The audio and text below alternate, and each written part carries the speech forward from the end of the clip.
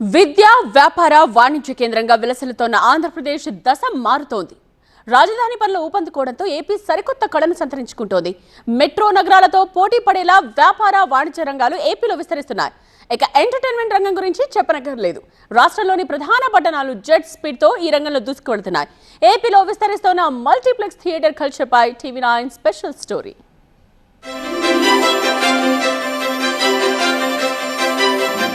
ఏపీలో మూతపడుతున్న థియేటర్లకు కొత్త కళ తీసుకొచ్చే దిశగా థియేటర్ యాజమాన్యాలు అడుగులు వేస్తూ ఉన్నాయి. మల్టీప్లెక్స్లకు పోటీగా థియేటర్లను అభివృద్ధి చేయడంతో పాటుగా మల్టీప్లెక్స్లో కనిపిస్తున్నటువంటి వస్తువులను కల్పించే దిశగా అడుగులు వేస్తున్నారు. ఒకప్పుడు థియేటర్ల మొత్తం కళ్యాణ మండపాలుగా తీర్చిదిద్దిన నేపథ్యంలో ప్రస్తుతం అందుకు భిన్నంగా థియేటర్ల యాజమాన్యాలు అడుగులు వేస్తున్నారు. అసలు ఇంతకీ థియేటర్లను ఎందుకు అప్గ్రేడ్ చేస్తున్నారు, మల్టీప్లెక్స్లకు పోటీగా థియేటర్లు ఎందుకు తీర్చిదిద్దుతూ ఉన్నారు, ఇప్పుడు చూద్దాం.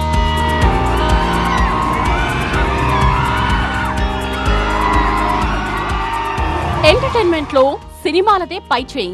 ఈ సినిమాలను కూడా థియేటర్స్ లో చూస్తేనే మజా ఉంటుందంటున్నారు ఆడియన్స్. ఎంటర్టైన్మెంట్ రంగానికి ఉన్న ఈ డిమాండ్ తో మల్టీప్లెక్స్ కల్చర్ కు తెరలేచింది.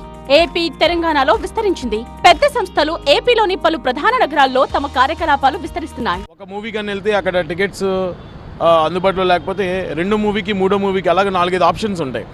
సో దానివల్ల మల్టీప్లెక్స్కి ఎక్కువ ఛాన్సెస్ ఉంటాయి. ఏపీలో ఇప్పుడు ఎక్కడ చూసినా మల్టీప్లెక్స్ థియేటర్ల హవా నడుస్తోంది. అటు విశాఖ నుండి విజయవాడ వరకు, ఇటు విజయవాడ నుండి తిరుపతి వరకు ఇలా చాలా ప్రాంతాల్లో మల్టీప్లెక్స్ అందుబాటులోకి వచ్చాయి.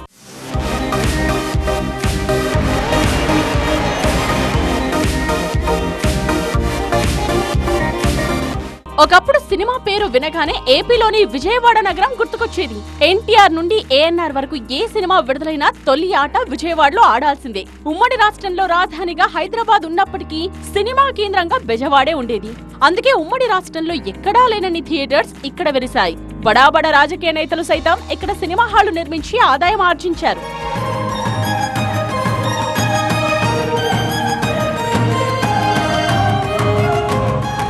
హైదరాబాద్ వంటి మెట్రో నగరాల్లో లేటెస్ట్ టెక్నాలజీతో కూడిన మల్టీప్లెక్స్ థియేటర్స్ వెలియడంతో ప్రేక్షకులు వీటికి అలవాటు పడ్డారు.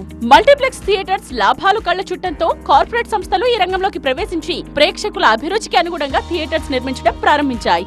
ఈ మల్టీప్లెక్స్ కల్చర్ ఏపీకి విస్తరించింది. ఫ్యామిలీతో వెళ్తే 1 అవర్ బిఫోర్ వెళ్ళొచ్చు, 1 అవర్ తర్వాత కూడా అక్కడ టైం స్పెండ్ చేసి ఒక 4-5 అవర్స్ ఒక మాల్లో స్పెండ్ చేసి రావచ్చు. ఎంటర్టైన్మెంట్తో పాటు షాపింగ్ అండ్ ఎవ్రీథింగ్ ఉంటే మల్టీప్లెక్స్కి వెళ్తాం. ఫ్రీగా కూర్చోడానికి బాగుంటుంది. ₹1 ఎక్కువైనా సరే మల్టీప్లెక్స్కి వెళ్ళడానికి ఇష్టపడుతున్నారు. మల్టీప్లెక్స్ రాకతో ఏపీలో సింగిల్ స్క్రీన్ థియేటర్స్ లో ఆక్యుపెన్సీ రోజు రోజుకు తగ్గుతూ వస్తోంది. రాష్ట్రంలోని పెద్ద నగరాల్లో సింగిల్ స్క్రీన్ థియేటర్స్ యజమానులు మల్టీప్లెక్స్ ట్రెండ్ ను ఫాలో అవుతున్నారు. సింగిల్ స్క్రీన్ థియేటర్స్ ను మల్టీప్లెక్స్ గా అప్గ్రేడ్ చేస్తున్నారు. నిర్మాణం, నిర్వహణ విషయంలో ఖర్చు ఎక్కువగా ఉన్నా ప్రేక్షకుల నుండి ఈ థియేటర్స్ కు డిమాండ్ ఉండడంతో రాజీ పడకుండా సౌకర్యాలు కల్పిస్తున్నారు. 4K స్క్రీన్స్, డాల్బీ అట్మాస్ వంటి లేటెస్ట్ టెక్నాలజీతో అప్డేట్ చేస్తున్నారు. ఇందుకు కోట్లాది రూపాయలు వెచ్చిస్తున్నారు.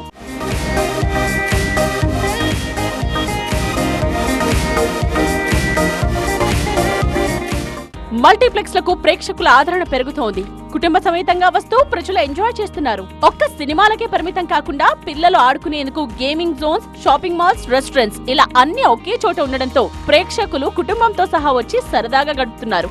వీకెండ్స్ లో ఈ మల్టీప్లెక్స్ థియేటర్స్ చిన్న పెద్దలతో కళకళలాడుతున్నాయి. రానున్న కాలంలో అమరావతిలో విజయవాడ, గుంటూరు కలిసిపోయే అవకాశం ఉన్నందున ఈ 3 ప్రాంతాల్లో ఎంటర్టైన్మెంట్ రంగం ఊపందుకుంటుంది అనడంలో సందేహం లేదు. ఒకప్పుడు థియేటర్లు నడపలేక గోడౌన్లుగా, కళ్యాణ మండపాలుగా మార్చిన తామే ప్రస్తుతం థియేటర్లను అభివృద్ధి చేస్తున్నట్టు కూడా ఆయా థియేటర్ల యజమానులు అయితే చెప్తున్నారు. ప్రస్తుతం రాష్ట్ర వ్యాప్తంగా థియేటర్లను మొత్తాన్ని కూడా అప్గ్రేడ్ చేసి అధునాతన వస్తువులతో ఏర్పాట్లు చేస్తూ అభిమానుల అభిరుచులకు తగ్గట్టుగా సినీ ప్రేక్షకులకు అందుబాటులోకి ధరలు, వస్తువులు ఏర్పాటు చేస్తున్న కూడా థియేటర్ల యజమానులు అయితే చెప్తూ ఉన్నారు. కెమెరా పర్సన్ శ్రీరామ్తో వసంత్, TV9 విజయవాడ.